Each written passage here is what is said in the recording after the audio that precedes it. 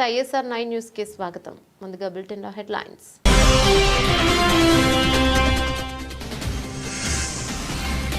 Colony వాసులను ఇబ్బంది పెడుతున్న కుక్కల యాజమాని భాస్కర్.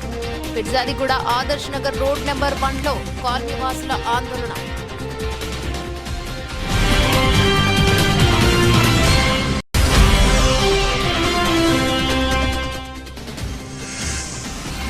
బాలచిత్తారి నగర్ లో అక్రమంగా సెల్ టవర్ నిర్మాణం, పనుల ఆపాలని డిమాండ్.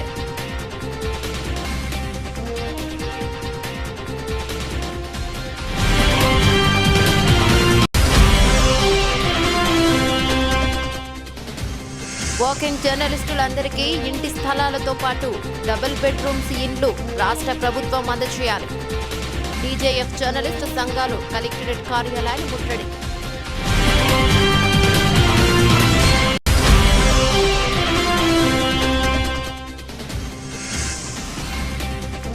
మండలంలో సబ్సిడీ పైన కంది విత్తనాలు పంపిణీ, సమస్యలపై వారికి అందవలసిన పథకాలపై మాట్లాడిన జూలకంటి బ్రహ్మానందం రెడ్డి. నిరుద్యోగులకు కాంగ్రెస్ ప్రభుత్వం ఎన్నో హామీలు ఇచ్చి ఇప్పుడు వాటిని పట్టించుకోవడం లేదు. ఎన్నికలకు ముందు జాబ్ క్యాలెండర్ పేరుతో పెద్ద ఎత్తున అడ్వైజ్మెంట్లు అన్ని పత్రికల్లో ఇచ్చారు. దాదాపు 10 పరీక్షలకు సంబంధించి డేట్లతో సహా నోటిఫికేషన్లు అంటూ తేదీలు ప్రకటించారు. వాటికి సంబంధించి ఒక్క నోటిఫికేషన్ విడుదల చేయలేదు. వెంటనే ఆ నోటిఫికేషన్లను విడుదల చేయాలి. సీఎం రేవంత్ రెడ్డి ఎన్నికల సమయంలో గ్రూప్ 2లో 1000 ఉద్యోగాలు పెంచుతామని, గ్రూప్ 3లో వేలాదిగా ఉద్యోగాలు పెంచుతామని నిరుద్యోగులకు హామీనిచ్చారు. మొదటి కేబినెట్ భేటీలోనే మెగా DSC అని చెప్పి నిరుద్యోగులను దగా చేశారు. గొంతు విప్పండి, పోరాడండి అంటూ వారు అందరూ కూడా కలిసి వచ్చి వారి సమస్యలన్నీ కూడా వివరించి చెప్పడం జరిగింది. ప్రధానంగా వారు ఈరోజు లేవనెత్తిన అంశాల్లో కాంగ్రెస్ పార్టీ ఆనాడు ప్రతిపక్షంలో ఉన్నప్పుడు వార్షిక జాబ్ క్యాలెండర్ విడుదల చేస్తాము, ఒక పద్ధతి ప్రకారం రిక్రూట్మెంట్ చేస్తాము, ఏ నోటిఫికేషన్ ఏ రోజు వస్తుందో ముందే తారీఖుతో సహా తేదీతో సహా ప్రకటిస్తున్నామని చెప్పి పెద్ద ఎత్తున ఆనాడు పత్రికల్లోనే జాబ్ క్యాలెండర్ పేరిట అడ్వర్టైజ్మెంట్ రిలీజ్ చేయడం జరిగింది. చాలా పెద్ద ఎత్తున తెలుగులో, ఇంగ్లీష్లో అన్ని రకాలుగా వారు విడుదల చేశారు. అందులో వారు చెప్పిన దానిలో ముఖ్యంగా మరి గ్రూప్ 1 జూన్ 1 నాడే విడుదల చేస్తాము, ఫిబ్రవరి 1 నాడు విడుదల చేస్తాము. గ్రూప్ 2 మరి ఏప్రిల్ 1 విడుదల చేస్తాము నోటిఫికేషన్. గ్రూప్ 3 జూన్ 1 విడుదల చేస్తాము. గ్రూప్ 4 కూడా June 1. Assistant executive, assistant engineer, PR, R&B, RWS, అదేవిధంగా పబ్లిక్ హెల్త్ డిపార్ట్మెంట్ ఇవన్నీ కూడా మే 1 నాడు విడుదల చేస్తాము. అగ్రికల్చర్, హార్టికల్చర్, వెటర్నరీ పోస్టులకు సంబంధించి మే 1 నాడే జాబ్ క్యాలెండర్ విడుదల చేస్తాము, నోటిఫికేషన్ విడుదల చేస్తాము. Assistant motor vehicle inspectors, town planning officers, agriculture extension officers ఇవన్నింటికి సంబంధించి జూన్ 1 నాడు విడుదల చేస్తాము. Transport constables, excise constables, police constable సంబంధించి మార్చి 1 నాడు విడుదల చేస్తాము. జూనియర్ లెక్చరర్లు, పాలిటెక్నిక్ లెక్చరర్లు, డిగ్రీ కాలేజ్ లెక్చరర్లు, అసిస్టెంట్ ప్రొఫెసర్లు, ఫిజికల్ డైరెక్టర్లు వీటికి సంబంధించి ఏప్రిల్ 1కి విడుదల చేస్తాము. ఉపాధ్యాయులకు సంబంధించి ఇట్లా DSC, మెగా DSC విడుదల చేస్తాము. అదేవిధంగా విలేజ్ రెవెన్యూ ఆఫీసర్స్, GP సెక్రటరీలు, మండల స్థాయి సాంకేతిక సిబ్బందికి 1 జూన్ నాడు విడుదల చేస్తామని చెప్పి దాదాపు 10 నోటిఫికేషన్లు ఏవైతే ఇప్పటికే ఇవ్వాల్సి ఉండెనో అవి ఇవ్వకుండా ఇచ్చిన మాటలు నీతి మూటలు అని తేల్చేసిన వైనం మన కళ్ళ ముంగట కనబడతా ఉన్నది. అదేవిధంగా గ్రూప్ 2 ఓ కాలనీలో ఓ ఇంట్లో 25 వీధి కుక్కలు. ఇదేంటని ప్రశ్నించగా మేం పోలీస్ డిపార్ట్మెంట్ లో పనిచేస్తాం, ఎవరికి చెప్పుకుంటారో చెప్పుకోండి అని కాలనీ వాసులకు ఇబ్బంది పెడుతున్న కుక్కల యాజమాని భాస్కర్ తన భార్య జయ పిర్జాదిగూడ ఆదర్శ్ నగర్ రోడ్ నెంబర్ 1 కాలనీలో వాసులు ఆందోళనకు దిగారు. రోజు మార్నింగ్ సమయంలో విఘ్నేష్, సూరజ్ అనే విద్యార్థులు జిమ్ కు వెళ్లే సమయంలో ఆ కాలనీకి సంబంధించిన భాస్కర్, జయ అనే వ్యక్తి ఇంట్లో నుంచి సుమారు 9 వీధి కుక్కలు విద్యార్థులపై దాడి చేశాయి. వారికి గాయాలయ్యాయి. ఇదేంటని కుక్కల యాజమాని అని అడగ ఎవరికి చెప్పుకుంటారో చెప్పుకోండి, నేను పోలీస్ డిపార్ట్మెంట్లో వర్క్ చేస్తామని విద్యార్థులను బెదిరించారు. కాలనీ వాసులు గత 2 సంవత్సరాల నుంచి వారికి కుక్కల బెడద ఉందని పలుమార్లు మున్సిపల్కి ఫిర్యాదు చేసినా పట్టించుకోవడం లేదని కాలనీ వాసులు వాపోయారు. ఇప్పటికైనా ఈ సమస్య మీద చర్య తీసుకోవాలని వారు కోరారు. కాలనీ ప్రెసిడెంట్ రాజ్ కుమార్ సంగమేశ్వర్ రెడ్డి తదితరులు పాల్గొన్నారు. సూరజ్, మేము పొద్దున మార్నింగ్ జిమ్కి వెళ్ళడానికి సుమారు 7:30 ప్రాంతంకి మేము వెళ్తున్నాం. వెళ్ళేటప్పుడు ఇక్కడ దగ్గర దగ్గర 12-13 కుక్కలు ఉన్నాయి. అవి వచ్చేసి మా బైక్ మీద అటాక్ జరిగింది. అటాక్ చేస్తే స్కిడ్ అయ్యి కింద పడ్డాం. అయితే మొత్తం టెన్షన్లో మేము ఏం చేసినాం అర్థం కాలేదు. స్పీడ్ అయ్యేసరికి బండి మీద కింద పడ్డాం. దెబ్బలు తాకినాయి, చాలా బాగా రక్తం కారినట్టు దెబ్బలు తాకినాయి. ఇది ఆదర్శ నగర్ పీర్జాది కూడా రోడ్. 12 నుండి 16 మధ్యలో దాడి మీదికి వచ్చినాయి. అంటే మీదికి వచ్చేసరికి భయంతో మేము ఏం చేయాలో అర్థం కాక స్పీడ్ చేసినాం. బండి స్పీడ్ చేసేసరికి ఇక్కడ వాటర్ ఉన్నాయి అనమాట. పొద్దున అలికి వెళ్తారుగా, ఆ వాటర్తో కింద పడడం జరిగింది. బేసిక్గా ఈ కాలనీ కుక్కలు అంటే వీళ్ళకి ఫుడ్ పెడుతున్నారు అని తెలుసు. ఫుడ్ పెడుతురు వీళ్ళు 12-13 అట్లుంటాయి. స్ట్రీట్ కుక్కలు, స్ట్రీట్ డాగ్స్ వాళ్ళే పెంచుతున్నారు. మున్సిపాలిటీ మీద ఏమైనా కంప్లైంట్ అంటే మేము రూమ్లో ఉంటాం, కొత్తగా వచ్చినాం. ఈ గత సంవత్సరం నుంచి చెప్తున్నామండి, కాలనీలో సుమారు ఒక 20 నుంచి 30 కుక్కల వరకు వీళ్ళు పెంచుతున్నారు. కుక్కలు పెంచుకోమని చెప్తున్నాం, మాకు తప్పేం, మేమేం వద్దని మేమేం చెప్పట్లేదు. కానీ పెంచుకుంటే ఒక కుక్క పెంచుకోమని చెప్పినాం. కానీ వీళ్ళు ఏం చేస్తున్నారంటే 20 నుంచి 30 కుక్కల్ని సాతున్నారు. మీరు ఇవి ఇన్ని అవసరం లేదండి మీకు అక్కడ పెంచుకోమని చెప్పానంటే మీరెవరా బాడకావాలి లంజగొడుకులు అని చెప్పి నానా రకాలుగా బూతులు తిడుతుందండి, పచ్చి బూతులు తిడుతుంది. ఏమనంటే మేము డిపార్ట్మెంటు పోలీసు వాళ్ళము, మీరు మాకే చెప్తారా, మేము మిమ్మల్ని లోపలేస్తామని చెప్పి మమ్మల్ని బెదిరిస్తుంది. కాలనీ అసోసియేషన్ ప్రెసిడెంట్ మాట్లాడుతున్నా. ఈ రకంగా మమ్మల్ని పిల్లలు పొద్దున్న లేస్తే పాలలు కానీ పేపర్లు కానీ లేకుంటే పొద్దున్నే స్కూల్ పిల్లలు కానీ భయపడుతున్నారు, బయటికి రావాలంటే భయపడుతున్నారు. ఇంచుమించు ఇప్పుడు ఈ ఒక్క కుటుంబం చేయబట్టి సుమారు కాలనీలో ఒక 200 కుటుంబాలు చాలా ఇబ్బంది పడుతుందండి. మేము ఆల్రెడీ పోలీస్ కంప్లైంట్ ఇచ్చాము, మున్సిపల్ కమిషనర్ గారు కూడా ఇచ్చాం. కానీ వాళ్ళు ఇప్పటి వరకు ఎలాంటి ఇది యాక్షన్ తీసుకోవట్లేదు. మరి ఏమనంటే కుక్కలకు యాక్ట్ ఉందని చెప్పని అంటారు, మరి మనుషులకు లేదా యాక్ట్? మనుషులను ఇప్పుడు పొద్దున్న లేసే టీవీలలో పేపర్లలో చూస్తున్నాం మనము, మనుషుల మీద పడి పీక్క తింటున్నాయి, మనుషుల్ని పిల్లల్ని చంపేస్తున్నాయి. ఈ రకంగా మేము ఒకటి పెంచుకోమని చెప్పానంటే మా మీద దాడికి ఈరోజు మా మీద దాడి చేసి ఈరోజు కూడా ఇద్దరి మీద అటాక్ చేసిన కుక్కలు. ఎన్నిసార్లు చెప్పినా కానీ వాళ్ళు వినట్లేదు. దయచేసి గవర్నమెంట్ దీని మీద సానుకూలంగా స్పందించి దీని మీద యాక్షన్ తీసుకోవాలని మేము కాలనీ తరఫున మేము కోరుతున్నాం. స్థానిక కార్పొరేటర్ గారు కూడా కంప్లైంట్ ఇచ్చాము. ఆయన కూడా మున్సిపల్లో కంప్లైంట్ ఇవ్వమని చెప్పారు, కంప్లైంట్ ఇచ్చాము. కార్పొరేటర్ మీద కూడా మీరు కార్పొరేటర్ అయితే ఎవరికి కార్పొరేటర్ వాడోడు వీడోడు అని చెప్పి ఆమె నోటికి ఎంతో సంత మాట్లాడుతుంది. మొత్తం ఫ్యామిలీ మొత్తం కాలనీ మీద అటాక్ చేసి కాలనీ అందరూ అదరగొడతారు. ఒక 4 మెంబర్స్ కాలనీలో ఉన్న 200 మంది మీద వీళ్ళు అరాచకం చేస్తారండి. కావాలని మమ్మల్ని ఇబ్బంది చేయడానికి, కాలనీలో భయభ్రాంతులను చేయడానికి ఇలాంటి కుక్కలను పెంచి మా మీద ఉసిగొలుపుతున్నాడు మాకైతే అనిపిస్తుంది. దయచేసి పెంపుడు కుక్కలు కావండి ఇవి, స్ట్రీట్ డాగ్స్ని 1-2 స్ట్రీట్ డాగ్స్ని తీసుకొచ్చి సుమారు ఇవాళ ఒక 30 కుక్కలను తయారు చేసింది ఆమె. మేము కుక్కలను పెంచుకోమని చెప్తున్నాం కానీ వద్దని మేమేం చెప్పట్లేదు. ఒక కుక్కను పెంచుకోండి, 1-2 మీకు అంత కుక్కల మీద ప్రేమ విశ్వాసం ఉంటే 1-2 కుక్కలను పెంచుకోండి. అంతేగాని 30 కుక్కలను 20 కుక్కలను పెంచి పిల్లల మీద అటాక్ అవుతుంటే పిల్లల మీద ఈరోజు ఇద్దరి మీద అటాక్ చేసింది, రేపు ఇంకొకరి మీద అటాక్ అవుతుంది.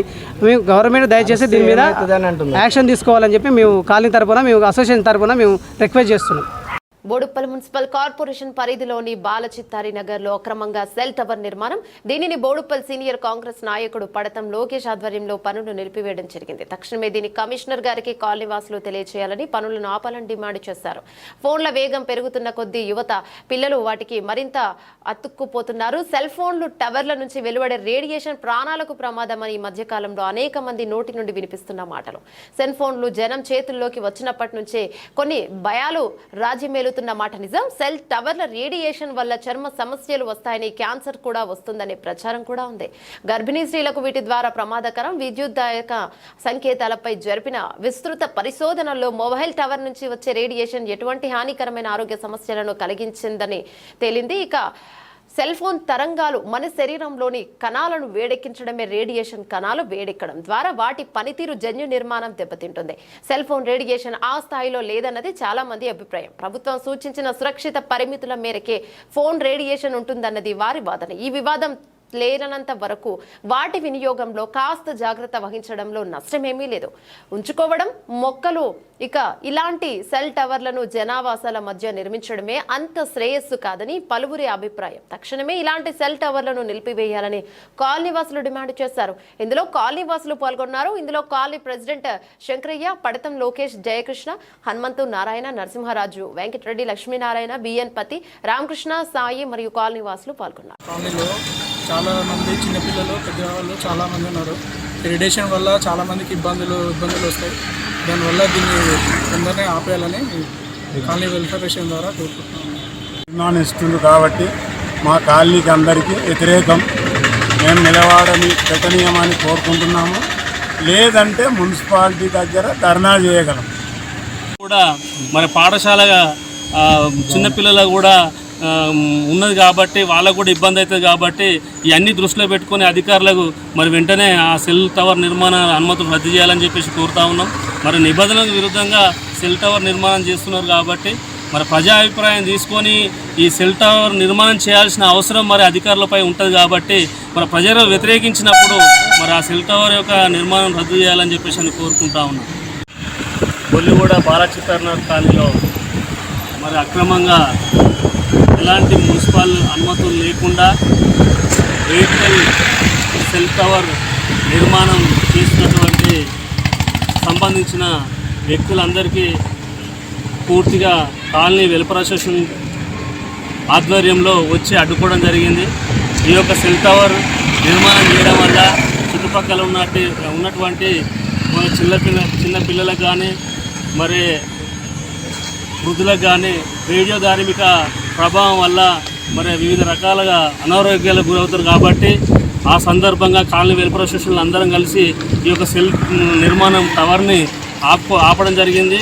అధికారులు కూడా ఇటు విషయంపై స్పందించి మరి వాళ్ళు ఈ సెల్ నిర్మాణదారులు ఏమంటారంటే మున్సిపల్ నుంచి పర్మిషన్ మేము తీసుకొని రావడం జరిగింది.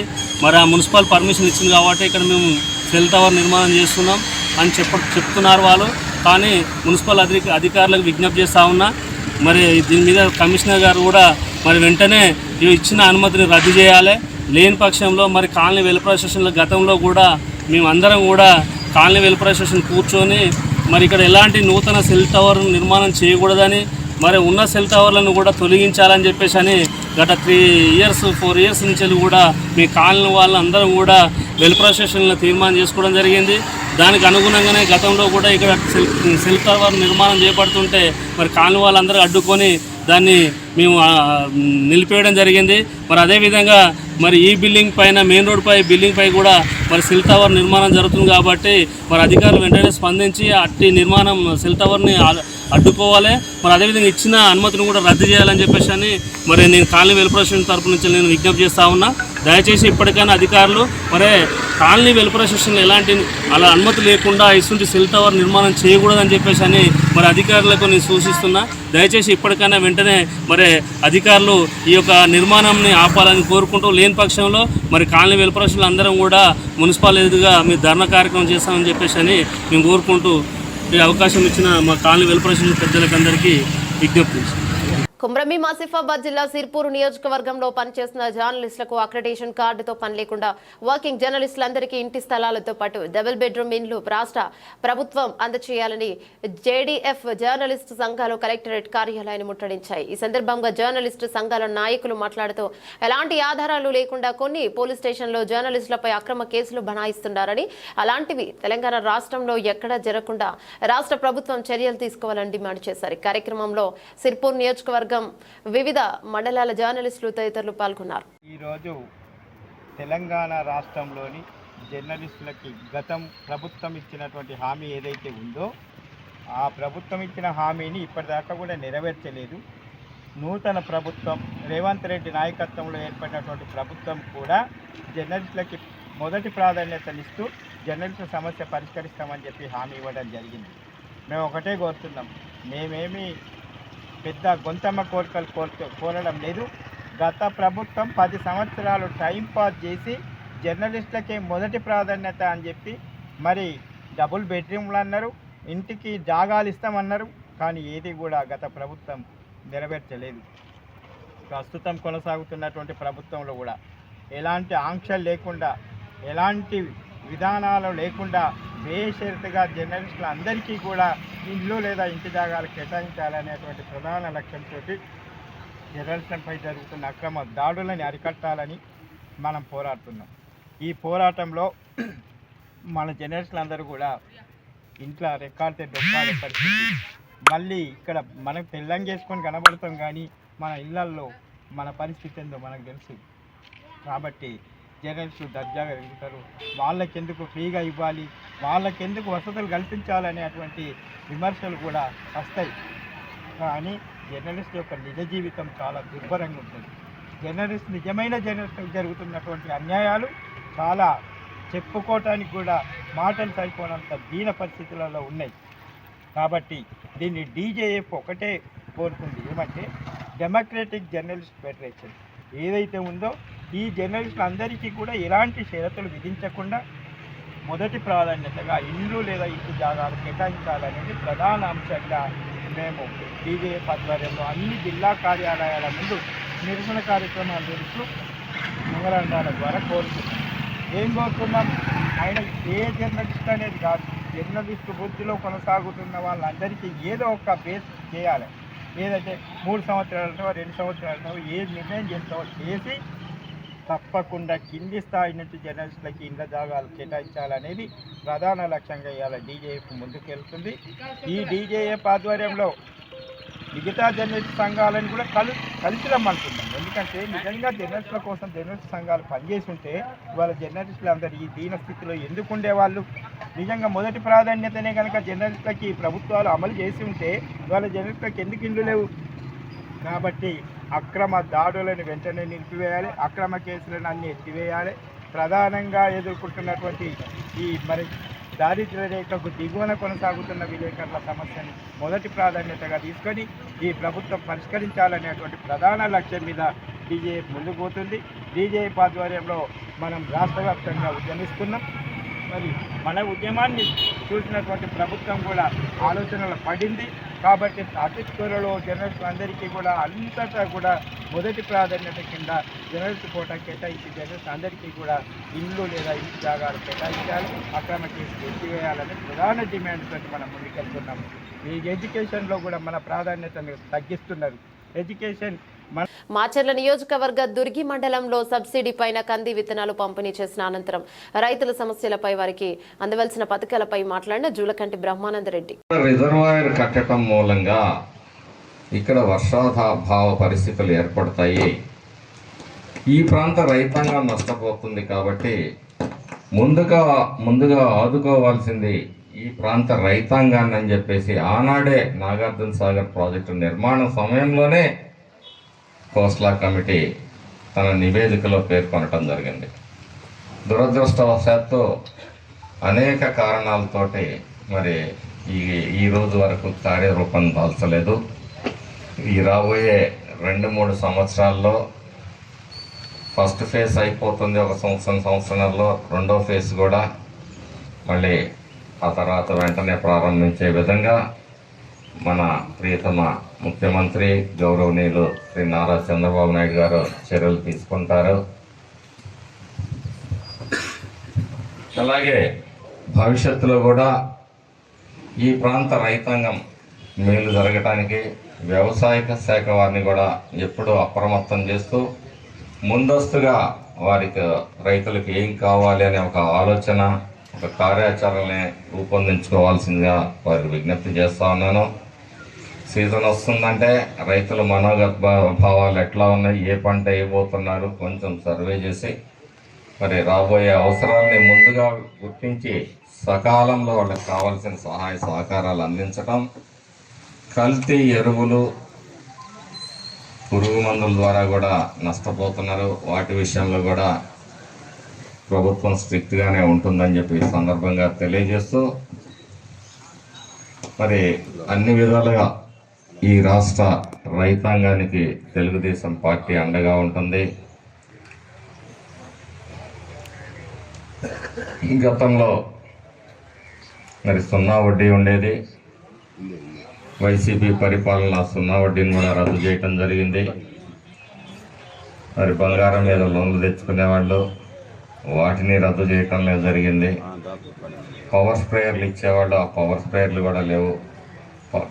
వ్యవసాయ శాఖ మంత్రి గారిని కలిసిన తర్వాత కూడా మన ప్రాంత అవసరాలను బట్టి ఒక నివేదికను తయారు చేసుకుని వారికి సమర్పించి తగిన అనుమతులు తీసుకురావడానికి కృషి చేస్తాను అని చెప్పి ఈ సందర్భంగా తెలియజేస్తూ, రాబోయే సంవత్సరం ఇదే విధంగా మంచి వర్షాలు పడి ఈ ప్రాంత రైతాంగం మరి మొహాల్లో సుఖ సంతోషాలు చూడాలని, వ్యవసాయ శాఖ వారు కూడా నిబద్ధతతో పనిచేయాలని కోరుకుంటూ, ఈ అవకాశం ఇచ్చిన మీ అందరికీ కూడా పేరు పేరున ధన్యవాదాలు తెలియజేసుకుంటూ 10 ఏళ్లు పరిపాలించిన ప్రజాప్రతినిధులు ప్రజల పాలనాధికారంలోకి వచ్చి అనేక అభివృద్ధి పనులు చేస్తుంటే హర్షించాల్సింది పోయి అభివృద్ధి పనులను ఎండగట్టే పనిలో పడ్డారని మంత్రి పొంగులేటి అన్నారు. భద్రాద్రి కొత్తగూడెం జిల్లాలో భద్రాచలం పట్టణంలో జరుగుతున్న నూతన గోదావరి కరకట్ట నిర్మాణ పనులను పరిశీలించారు. తెలంగాణ రాష్ట్ర రెవెన్యూ శాఖ మంత్రి పొంగులేటి శ్రీనివాసరెడ్డి మీడియాతో మాట్లాడారు.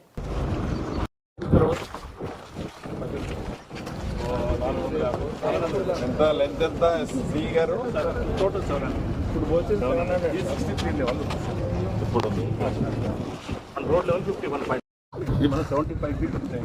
ఆ రోడ్డు చెప్పాలి అది రోడ్డు చెప్పు సార్. రోడ్డు సర్వీస్ రోడ్ నుంచి దెన్ మనకు ఫ్లైఓవర్ ఇంటర్లాకింగ్ టైల్స్ ఫ్లైఓవర్ కట్టాలి.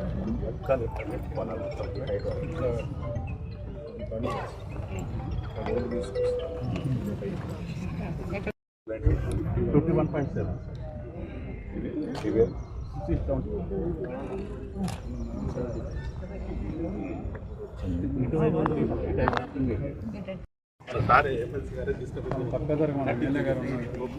16 ఉంటే మనం 33 చేయించాం అన్న. 33 చేయించి ఇప్పుడు అది అదనంగా ఇప్పుడు 44 ఇప్పుడు 44 కోట్లది ఇది అదనంగా ఇప్పుడు రోడ్డు. ఇప్పుడు వాళ్ళు చెప్పే ఆ రోడ్డు అంటే 41 మైనస్ 30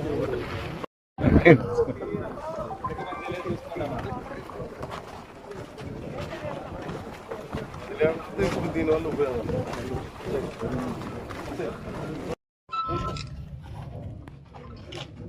ఇమీడియట్ లేట్ చేశాను. రాంప్రసాద్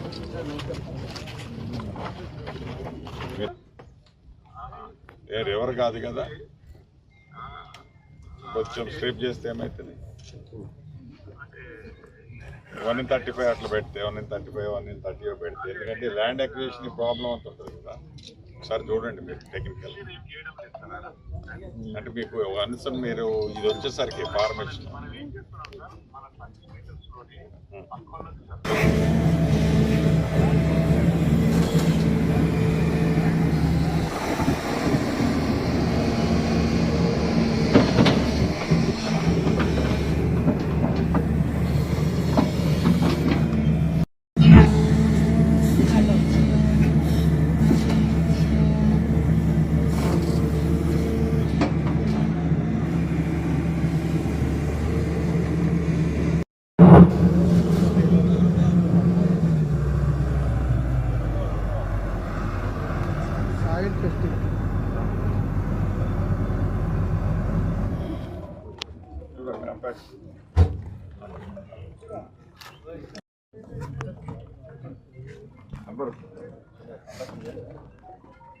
వర్షం బాగుంది. 98 వస్తుంది, 98 కాదు 95 వస్తుంది. కుప్పం మండలంలో ప్రకృతి వ్యవసాయం చేసే సుమారు 154 మంది రైతులకు వ్యవసాయ పరికరాలను కుప్పం ఎంపీడీఓ కార్యాలయంలో జిల్లా collector Sumit Kumar, MLC Kancharla Srikanth, TDP నేత సురేష్ బాబు చేతుల మీదుగా పంపిణీ చేశారు. ఈ సందర్భంగా వారు మాట్లాడుతూ రాష్ట్ర ప్రభుత్వం రైతుల సంక్షేమానికి పెద్దపీట వేశారని కొనియాడారు. రైతులను ఆదుకునేందుకు అన్ని విధాల చర్యలు తీసుకుంటామన్నారు. అనంతరం ప్రకృతి వ్యవసాయం గురించి వివరించారు. ఈ కార్యక్రమంలో జిల్లా అధికారులు మరియు టీడీపీ నేతలు, రైతులు పాల్గొన్నారు.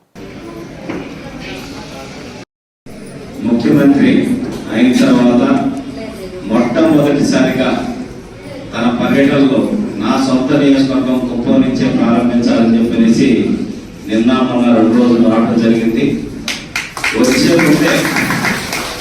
వచ్చే ముందే ఏదైతే హామీలు ఇచ్చారో ఎలక్షన్ మేనిఫెస్టో కావచ్చు, ఇతర అంశాలు కావచ్చు, వాటికి సంబంధించి ఇమ్మీడియట్ గా అయ్యే పనులన్నింటినీ జీవోలు ఇవ్వడం, మిగతా వాటికి ఎస్టిమేషన్స్ అంచనాలు ఏ పనులకు ఎంత ఖర్చు అవుతుందో అంచనాలు వేయమని చెప్పేసి అక్కడి నుంచే అధికారులందరినీ ఆదేశించడం. నిన్న వచ్చిన తర్వాత 2 రోజులు కూడా కలెక్టర్ గారిని కూర్చోబెట్టుకొని ఏవే పనులు టైం లైన్ ప్రకారం ఏవైనా జరగాలని చెప్పేసి ఆయన కూడా దిశానిర్దేశం చేయడం జరిగింది. రాబోయేటటువంటి గడిచిన 30 సంవత్సరాల్లో ఎంత అభివృద్ధి చెందిందో కుప్పం దానికి మించిన అభివృద్ధి ఈ 5 సంవత్సరాల్లో చేయాలని లక్ష్యంగా చంద్రబాబు నాయుడు గారు పెట్టుకున్నారు. ఆయన ఒకే ఒక మాట చెప్పాడు, పేదరికం లేని కుప్పాన్ని తయారు చేయడమే నా లక్ష్యం అని చెప్పనేసి. సో దాంట్లో భాగంగా ఈరోజు ఇదొక కార్యక్రమం, మంచి కార్యక్రమంలో మీతో కలిసి పాల్గొనేదానికి మాకు అవకాశం వచ్చింది. దానికి మీ అందరికీ మనస్ఫూర్తిగా ధన్యవాదాలు తెలియజేస్తున్నాం. చంద్రబాబు నాయుడు గారు ఎప్పుడు దూరదృష్టితో ఆలోచిస్తాడు అనే దానికి ఉదాహరణ ఈ ప్రకృతి వ్యవసాయం అనేది 2014లో సుభాష్ పాలేకర్ గారు ఆయన దీనికి మెయిన్ మహారాష్ట్రకు సంబంధించిన ఒక సామాజిక వేత్త. ఆయన ప్రకృతి వ్యవసాయం ద్వారా మన ఆరోగ్యాన్ని కాపాడుకోవచ్చు, అట్లాగే మంచి లాభాలు కూడా పొందొచ్చు, భూమి కూడా బాగుంటుంది, రసాయనాలు ఇవన్నీ లేకుండా అని చెప్పేసి ఆయన ఒక పెద్ద ఉద్యమంలా స్టార్ట్ చేసి ఎన్నో రాష్ట్రాల్లో దాన్ని దిగ్విజయంగా ఎన్నో వేల మంది రైతులకి శిక్షణ చేయడం జరిగింది. 2014 నుంచి 19 మధ్య నేను జెడ్పీటీసీ సభ్యుడిగా ఉన్నాను కందుకూరులో. అక్కడ కూడా సుభాష్ పాలేకర్ సూర్యాపేట పట్టణ అభివృద్ధి విషయంలో తెలంగాణ రాష్ట్ర ప్రభుత్వం మంజూరు చేసిన SDF-UDF నిధులు 80 కోట్ల రూపాయలు పనులు మంజూరై ప్రారంభమైన తర్వాత వెనక్కి వెళ్లాయని కాంగ్రెస్ కౌన్సిలర్లు వెనక్కి పోయిన నిధుల గురించి మాట్లాడకుండా వచ్చిన 3,35 లక్షల రూపాయల గురించి మాట్లాడడం విచారకరమని సూర్యాపేట మున్సిపల్ చైర్పర్సన్ పెరుమాల అన్నపూర్ణ అన్నారు. గురువారం సూర్యాపేట మున్సిపల్ కార్యాలయంలో ఏర్పాటు చేసిన సాధారణ సమావేశం అనంతరం విలేకరులతో మాట్లాడారు. ప్రతిపక్ష కౌన్సిలర్లు ప్రతి అంశాన్ని వివాదం చేయడమే లక్ష్యంగా సమావేశానికి వచ్చారని, చైర్పర్సన్ అంటే కనీస గౌరవం లేకుండా ఇష్టానుసారంగా మాట్లాడారని ఆరోపించారు. నమస్కారం. ముఖ్యంగా సూర్యాపేట పట్టణ ప్రజలకి ఈరోజు జరిగిన మున్సిపల్ సమావేశం అనేది చాలా ముఖ్యమైన సమావేశం. దేనికంటే ఈరోజు సూర్యాపేటలో మిషన్ భగీరథ నీళ్లు ఎన్ని వస్తున్నాయి, అవంతిపురం నుంచి సూర్యాపేటకి ఎన్ని నీళ్ళు వస్తున్నాయి, ఆ నీళ్లు ఎట్టుపోతున్నాయి అనే అంశం మీద మేము మాట్లాడడం జరిగింది.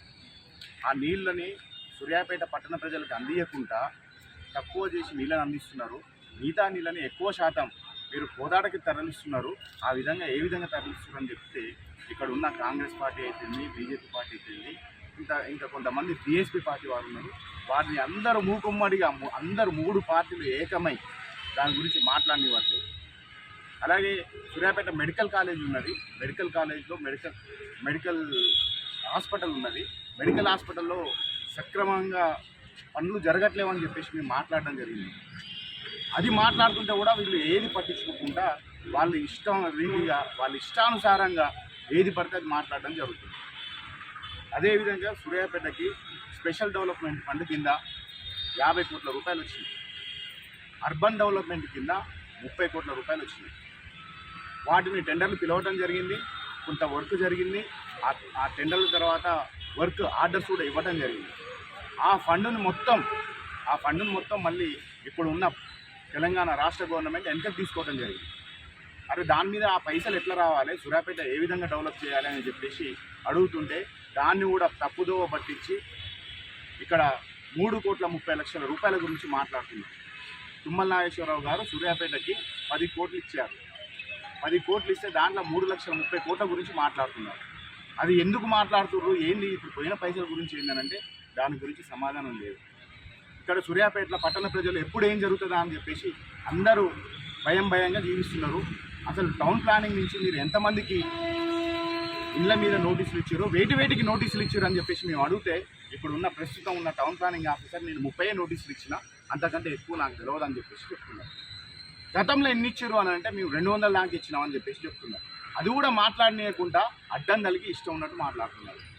ఇక్కడ సూర్యాపేటలో మాత్రం ఎక్కడ ఏది ఉందో మాత్రం తెలియదు, కానీ సూర్యాపేటలో మాత్రం అరాచక పాలన జరుగుతున్నది. ఇక్కడ ఎవరు ఏ విధంగా బతకాలి, ఏ విధంగా ఉండాలి అని చెప్పేసి మేము ఆలోచిస్తుంటే వీళ్ళు సూర్యాపేట ప్రజల్ని భయభ్రాంతులకు గురి చేయడం, సూర్యాపేట ప్రజల్ని ఏ విధంగా ఏం చేయాలని చెప్పేసి ఆలోచిస్తున్నారు.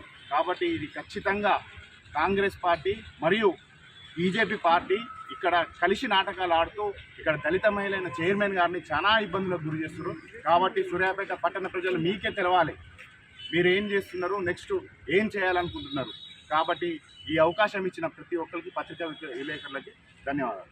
వ్యాపార రంగంలోనూ ప్రజాహితాన్ని చూసిన ఏకైక వ్యక్తి రామోజీరావు అని ముఖ్యమంత్రి నారా చంద్రబాబు నాయుడు కొనియాడారు. సమాజం కోసం ఆలోచించి వ్యాపార సినీ సేవా పత్రికా రంగంలో రామోజీరావు తనకు తానే సాటిగా నిలిచారన్నారు.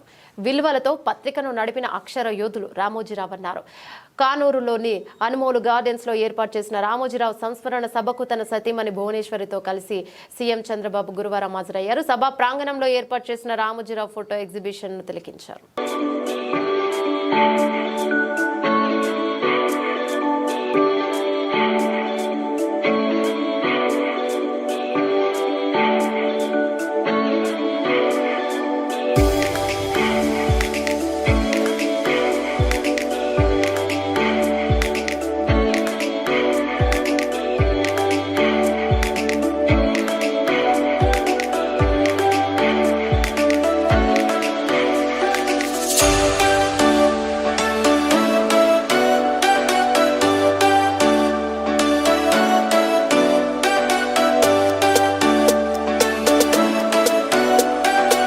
జూలై 1న ఇంటి వద్దే పెన్షన్ల పంపిణీ. పెంచిన పెన్షన్ల మేరకు 4,399.89 కోట్లను 65,18,496 మంది పెన్షన్దారుల ఒక్క రోజులోనే పంపిణీకి ఏర్పాట్లు. గ్రామ వార్డు సచివాలయ ఉద్యోగులు ఉదయం 6 గంటల నుండి పెన్షన్లు పూర్తయ్యే వరకు పంపిణీ చేయాలి. ఒక్కొక్క ఉద్యోగికి 50 గృహాలు కేటాయింపు. అవసరం మేరకు ఇతర శాఖల ఉద్యోగులకు పూర్తయింపు. ఇక 29వ తేదీ శనివారం నాడే బ్యాంకుల నుండి నగదును డ్రా చేసుకుని పంపిణీకి సిద్ధం కావాలి. ప్రభుత్వ ప్రధాన కార్యదర్శి నీరబ్ కుమార్ ప్రసాద్ న్యూఢిల్లీలో హర్యానా గవర్నర్ అయిన బండారు దత్తాత్రేయని మర్యాదపూర్వకంగా కలుసుకున్న కేంద్ర విమానయాన శాఖ మంత్రి కింజారపు రామ్మోహన్ నాయుడు. తెలుగు రాష్ట్ర రాజకీయాలలో ఆయన చేసిన సేవ, ప్రజల పట్ల ఆయనకున్న అంకిత భావం నేటి తరం నాయకులకు ఆదర్శనీయమని కొనియాడారు. బులెటిన్ ముగించే ముందు హెడ్లైన్స్ మరోసారి.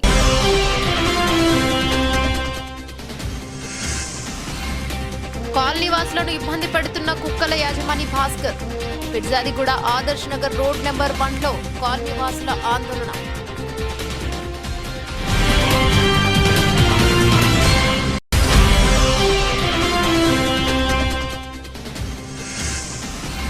బాలచిత్తారి నగర్లో అక్రమంగా సెల్ టవర్ నిర్మాణం, పనుల ఆపాలని డిమాండ్.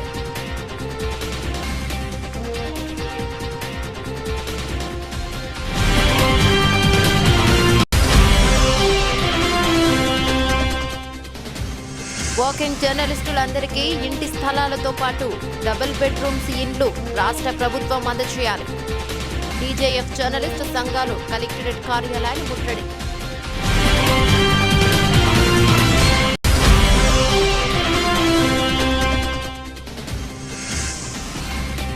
దుర్గి మండలంలో సబ్సిడీ పైన కంది విత్తనాలు పంపిణీ. సమస్యలపై వారికి అందవలసిన పథకాలపై మాట్లాడిన జూలకంటి బ్రహ్మానందం రెడ్డి.